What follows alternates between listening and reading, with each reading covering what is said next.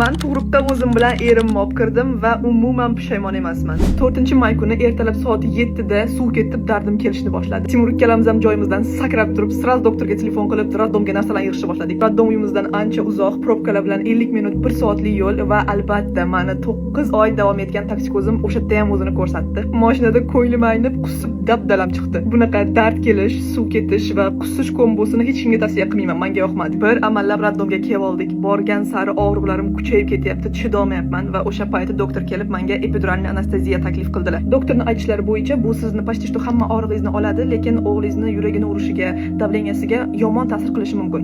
Rozi bo'lsangiz mana mana shunga qo'l qo'yasiz deb menga olib kelib berishyapti.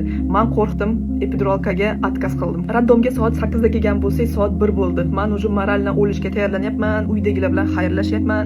Timurning qo'llarini qattiq siqib yig'lashni boshlayapman. Timur chidoyman, rostdan boshqa chidoyman, iltimos ayting yordam berishsin. Timur bechora ham nima qilib yordam berishni bilmaydi. Bellarimni massaj qiladilar, chuqur-chuqur nafas oling deb padesha qilib turadilar. Soat 4 bo'ldi. Oyoq qo'llarim qaltirab, o'zimga o'zim javob bera olmay qoldim. Ko'zimni oldi qop-qorong'i bo'ldi, qulog'im umuman eshitmay qoldi va Timurning qo'liga dub hushimdan ketdim. Ko'zimni ochganimda уже kravatda edim. Atrofimda faqat medsestralar yuzimga suv sepib yotdi. Farida o'zingizga keling deb. Ko'zimni ochib birinchi qilgan ishim bu albatta atrofda Timurni qidirish bo'ldi, lekin ular уже yo'q edilar. Medsestralar Timurni yig'laganini ko'rib, ularni chiqarib yuborishibdi. Men esa u paytda уже tug'ish paytim keldi. Medsestralar ko'tarib kresloga olib chiqishdi va rovna 4:30da mening o'g'lim Imron Alixonov tug'ildi. 4 kilo bo'lib tug'ildi o'zi ham. Keyin уже Timurni obratno xonaga kirgizishdi, bolachamizni qulog'iga azon o'qib qo'ydilar va shunaqa tug'ruq hikoyasi bo'ldi. Boshqa odamlarning tug'ruq hikoyasini eshitishni yaxshi ko'rganim uchun ham bu videoni olishga qaror qildim. O'shuning uchun siz ham izohlarda o'zingizni tug'ruq hikoyangizni yozib qoldirishni unutmang. Kitob o'qiganday o'qib o'tiraman.